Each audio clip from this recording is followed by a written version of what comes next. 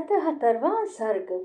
जब अग्नि कुमार परशुराम जी के चले जाने पर महायशस्वी दशरथ नंदन श्री राम ने शांतिचित होकर अपार शक्तिशाली वरुण के हाथ में वह धनुष दे दिया।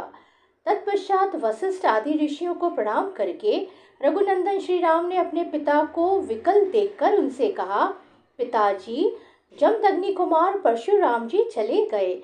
अब आपके अधिनायकत्व में सुरक्षित यह चतुरंगनी सेना अयोध्या की ओर प्रस्थान करे।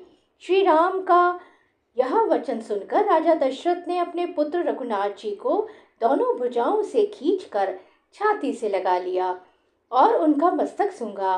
परशुराम जी चले गए। यह सुनकर राजा दशरथ को बड़ा हर्ष हुआ। वे आनंद मग्न हो गए। उस समय उन्होंने अपना और अपने पुत्र का पुनर्जन्म हुआ माना। तदंतर उन्होंने सेना को नगर की ओर कूच करने की आज्ञा दी और वहां से चलकर बड़ी शीघ्रता के साथ वे अयोध्यापुरी में जा पहुंचे। उस समय उस पुरी में सब और ध्वजा पताकाएं फहरा रही थी। सजावट से नगर की रमणीयता बढ़ गई थी और भांति भांति के वाद्यों की ध्वनि से सारी अयोध्या गूंज उठी थी। सड़कों पर जल का छिड़काव हुआ था, जिससे पुरी की सुरमय शोभा बढ़ गई थी। यत्र तत्र ढेर के ढेर फूल बिखरे गए थे और पूर्ववासी मनुष्य हाथों में मांगलिक वस्तुएं लेकर राजा के प्रवेश मार्ग पर प्रसन्न मुख होकर खड़े थे। इन सबसे भरी भूरी तथा भारी जन समुदाय से अलंकृत हुई अयोध्यापुरी में राजा ने प्रवेश किया। नागरिकों तथा पूर्ववासी ब्राह्मणों ने दूर तक आगे जाके महाराज की अगवानी की थी। अपने कांतिमान पुत्रों के साथ महायशस्वी श्रीमान राजा दशरथ ने अपने प्रिय राजभवन में, जो हिमालय के समान सुंदर एवं गगनचुंबी था, प्रवेश किया। राजमहल में स्वजनों द्वारा मनोवांछित वस्तुओं से परम पूजित हो राजा दशरथ ने बड़े आनंद का अनुभव किया। महारानी कौसल्या, सुमित्रा, सुंदर कटी प्रदेश वाली केकई तथा जो अन्य राजपत्नियां थीं, वे सब बहुओं को उतारने के कार्य में जुट गईं। तदंतर राज परिवार की उन स्त्रियों ने परम सौभाग्यवती सीता, यशस्विनी उर्मिला तथा कुशध्वज की दोनों कन्याओं मांडवी और श्रुत कीर्ति को सवारी से उतारा और मंगल गीत गाती हुई सब वधुओं को घर में ले गईं। वे प्रवेश कालिक होम कर्म से सुशोभित तथा रेशमी साड़ियों से अलंकृत थी। उन सब ने देव मंदिरों में ले जाकर उन बहुओं से देवताओं का पूजन करवाया।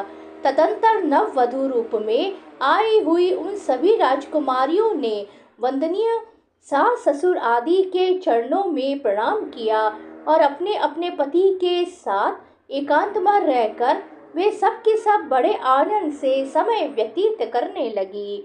श्री राम आदि पुरुष श्रेष्ठ चारों भाई अस्त्र विद्या में निपुण और विवाहित होकर धन और मित्रों के साथ रहते हुए पिता की सेवा करने लगे।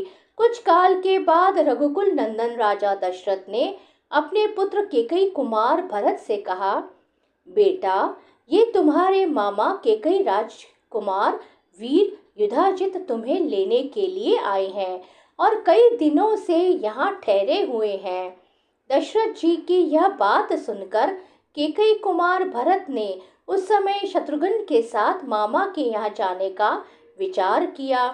वे नरश्रेष्ठ शूरवीर भरत अपने पिता राजा दशरथ, अनायास ही महान कर्म करने वाले श्री राम तथा सभी माताओं से पूछकर उनकी आज्ञा ले शत्रुघ्न सहित वहां से चल दिए।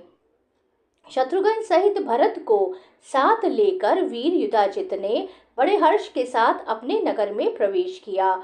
इससे उनके पिता को बड़ा संतोष हुआ। भरत के चले जाने पर महाबली श्री राम और लक्ष्मण उन दिनों अपने देवोपम पिता की सेवा पूजा में संलग्न रहने लगे।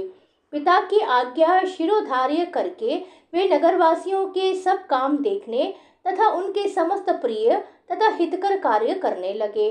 वे अपने को बड़े संयम में रखते थे और समय समय पर माताओं के लिए उनके आवश्यक कार्य पूर्ण करके गुरुजनों के भारी से भारी कार्यों को भी सिद्ध करने का ध्यान रखते थे। उनके इस बर्ताव से राजा दशरथ वेदवेत्ता ब्राह्मण तथा वैश्य वर्ग बड़े प्रसन्न रहते थे। श्री राम के उत्तम शील और सद्व्यवहार से उस राज्य के भीतर निवास करने वाले सभी मनुष्य बहुत संतुष्ट रहते थे।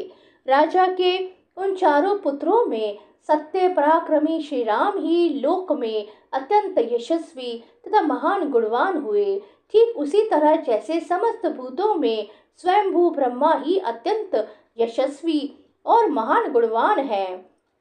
श्री रामचंद्र जी सदा सीता के हृदय मंदिर में विराजमान रहते थे तथा मनस्वी श्री राम का मन भी सीता में ही लगा रहता था। श्री राम ने सीता के साथ अनेक ऋतुओं तक विहार किया।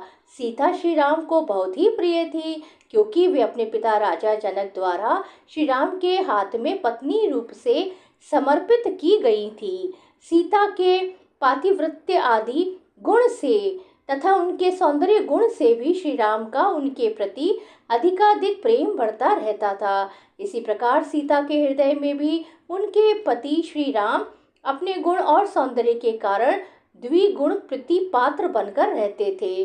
जनक नंदिनी मिथिलेश कुमारी सीता श्री राम के हार्दिक अभिप्राय को भी अपने हृदय से ही और अधिक रूप से जान लेती थी और स्पष्ट रूप से भी बता भी देती थी। वे रूप में देवांगनाओं के समान थी और मूर्तिमती लक्ष्मी सी प्रतीत होती थी।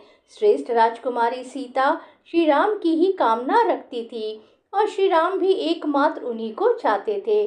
जैसे लक्ष्मी के साथ देवेश्वर भगवान विष्णु की शोभा होती है, उसी प्रकार उन सीता देवी के साथ राष्ट्रीय दशरथ कुमार श्री राम परम प्रसन्न रहकर बड़ी शोभा पाने लगे। इस प्रकार श्री वाल्मीकि निर्मित आर्ष रामायण आदि काव्य के बाल कांड में 17वां सर्ग पूरा हुआ।